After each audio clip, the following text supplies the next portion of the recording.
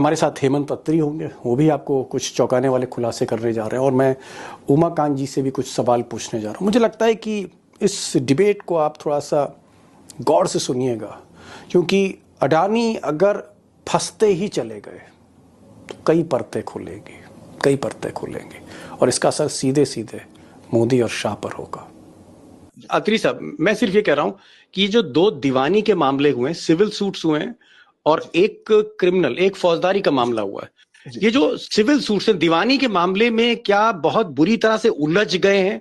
Catch to situation है, आगे पहाड़ नीचे खाई, इस तरह का कुछ है? एग्जैक्टली अगर उसमें आपने जो एलिगेशंस आपके ऊपर हैं, जो इंडाइटमेंट फाइल हुआ है, अगर आपने कहा कि मैं इसको कंटेस्ट करूंगा, तो फिर आपका केस कंपाउंड नहीं होगा, फिर उसमें जो भी सजा होगी वो होगी।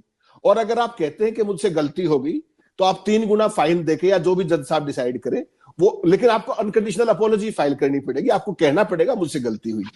जैसे ही आपने अमेरिका में ये अंडरटेकिंग दी कि मुझसे गलती हुई, हिंदुस्तान में बवाल मच जाएगा, पूरा पॉलिटिकल तूफान आ जाएगा कि देखिए हम तो पहले ही कहते थे, इनका धंधा देख लीजिए। और अगर नहीं करेंगे, जैसा आपने कहा कि कुआं पीछे खाई, अगर नहीं करेंगे तो फिर कोर्ट का उस पर रवैया क्या होगा और वो कितना पिनल एक्शन करेगा, वो अपने आप में एक बड़ी गंभीर बात हो जाएगी। आपके केवल दर्शकों के लिए याद दिला दूं कि जो इनके ऊपर आरोप है वो है $265 million in Indian currency if you talk, वो 2029 करोड़, 2029 करोड़। अगर इसमें 3 गुना जुर्माना होता है तो ये बनता है 6087 करोड़। तो अडानी के लिए पैसे वैसे का कोई लंबा चौड़ा इशू नहीं, लेकिन अगर वो यस कहते हैं वहां पर, तो आप सोचिए हिंदुस्तान में क्या बाउंड रहेगा मोदी और अडानी दोनों के लिए।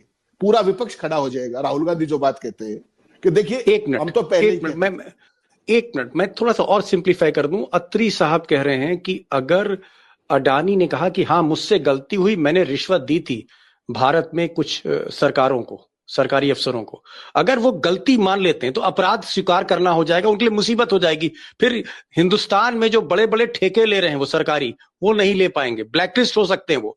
और अगर वो माफी नहीं मांगते हैं तो फिर मुकदमा लड़ना पड़ेगा और वहां भी सजा है, आगे कुआं पीछे खाई। बड़ी अजीब सी सिचुएशन है। यही कहना चाह रहे थे अत्री साहब आप? एग्जैक्टली बिल्कुल यही कहना चाह रहा हूं मैं। और एक चीज दीपक जी और बता दूं, जो क्रिमिनल केस है यूएस के अंदर, बाकी तो अरोड़ा साहब आगे वो ज्यादा बेहतर बताएंगे, वहां पर हिंदुस्तान की तरह कंकरेंट सजा नहीं होती। वहां पर सारी की सारे अकाउंट्स के ऊपर सजा होती है, यानी कि एक केस में 5 साल की, दूसरे में 7 साल की, तीसरे में 8 साल की, तो वो कंपाइल होकर 20 साल की सजा हुई आपकी। हिंदुस्तान में क्या होता है कि कंकरेंट सजा चलती है। तो दोनों ही चीजों में अडानी की मुसीबतें बढ़ने वाली हैं। और आप देखिए जिनसे वो उम्मीद लगाए बैठे थे, जिन ट्रंप से वो उम्मीद लगाए बैठे हैं, ट्रंप के ऊपर तो जो उन्होंने केस किया था, जो एक यौन उत्पीड़न का मामला था, वो हाईकोर्ट में भी हार गए हैं, अपील कोर्ट में भी, और वहां भी उनको $5 मिलियन का जो फाइन लगा था वो उनको देना पड़ेगा। ये 30 दिसंबर को फैसला आ गया। तो जो अपने आप को नहीं बचा पा रहे, वो अडानी को कैसे बचाएंगे जो इनकी उम्मीद थी। तो इनके लिए मुझे लगता है बुरे दिनों की शुरुआत जल्दी होने वाली है।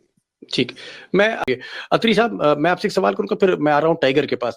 मेरा सवाल अत्री साहब ये है, क्या आपको लगता है कि जो खिचड़ी मोदी जी पका रहे थे अडानी के साथ और उसको एक ग्लोबल एक टाइकून बना रहे थे, ऑस्ट्रेलिया में ठेका मिल रहा था, इजराइल में जो है पोर्ट मिल रहा था, हाइफा पोर्ट जो है वहां पर उनको जो है कारोबार मिल रहा था, श्रीलंका की बात तो वहां के पार्लियामेंट में ही लीक हो गई कि भाई ऊपर से प्रेशर था इसलिए ठेका दे रहे हैं हम।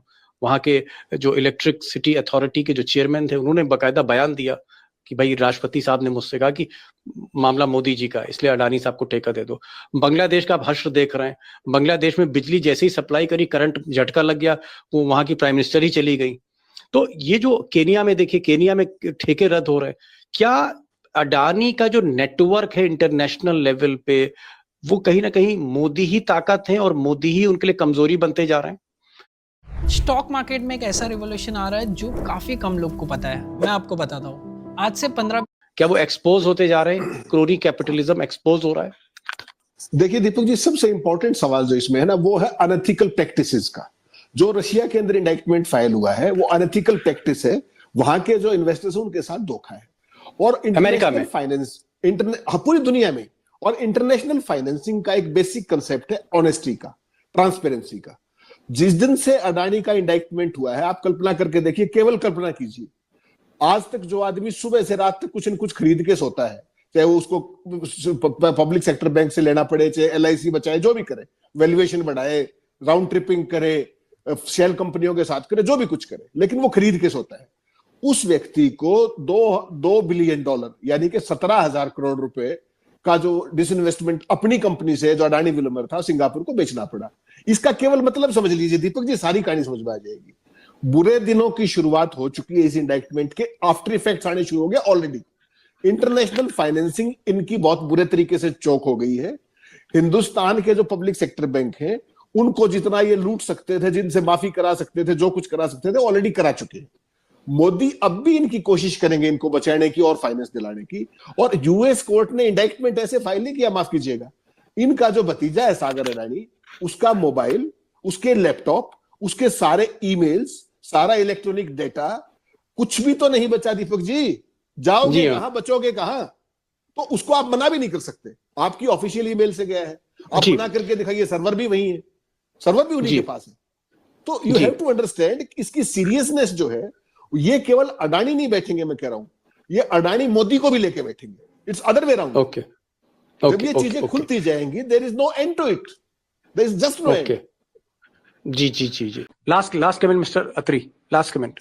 दीपक जी, एक लाइन में 20 सेकंड्स तो हिंदुस्तान की जुडिशरी का एक ज्वलंत उदाहरण सुप्रीम कोर्ट में चल रहा है, माननीय सुप्रीम कोर्ट में, विद ऑल ड्यू रिगार्ड्स।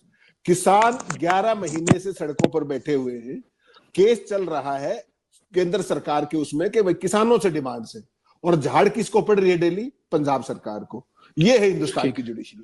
चलिए, झगड़ा है साहब ने किसानों का केंद्र का, और डांट पड़ रही है डेली पंजाब सरकार को। मुझे दोस्तों ऐसा लगता है सारे पैनलिस्ट को सुनने के बाद, क्योंकि अत्री साहब हैं, लकेड़ा साहब हैं, अशोक वानखेड़े टाइगर हैं, और हमारे साथ न्यूयॉर्क से बहुत ही एमिनेंट लॉयर अशोक अरोड़ा साहब जुड़े, इन सब की बातें सुनने के बाद मेरा ये टेक है कि ये बदकिस्मती है मिस्टर गौतम भाई अडानी की, कि उन पर केस अमेरिका में हो गया। काश ये जुर्म उन्होंने यहाँ किया होता, यहाँ केस होता, तो शायद हम लोग चर्चा भी नहीं कर रहे होते।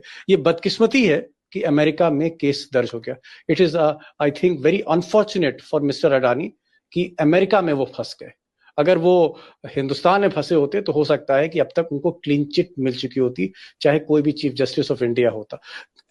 कुल मिलाकर मैं यही कहना चाहूंगा कि बुरा वक्त आया, वो अमेरिका से आया, और इसमें कहीं ना कहीं मोदी जी की जो टीम है, क्योंकि चाहे आप नेशनल सिक्योरिटी एडवाइजर कहें, उनको भी दिक्कत है अमेरिका में। अमित शाह हैं, उनका भी कहीं ना कहीं जांच में नाम आया है, एक किलिंग को लेकर कनाडा में, उसमें भी उनका नाम आया है। तो कुल मिलाकर not good days ahead for mister Modi and his team.